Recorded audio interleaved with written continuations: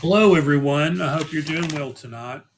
This video is on how to make $5 to $100 a day with simple methods anyone can start today.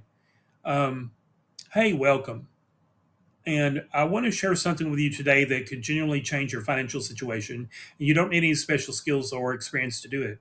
By the end of this video, you're going to know 5 simple ways to start making anywhere from $5 to $100 every single day.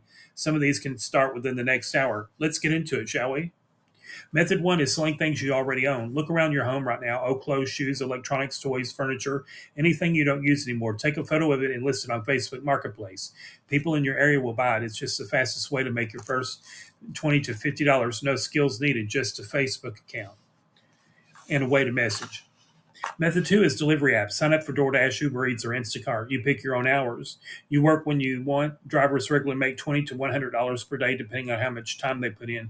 If you have a car or bike, you can start this week. The thing about it is, if you have a bike, make sure that it's one of those battery-powered ones so you can go longer distance. Method three is cashback apps. Download Rakuten, Aboda on your phone. Every time you shop groceries, clothes, anything, you get cashback automatically.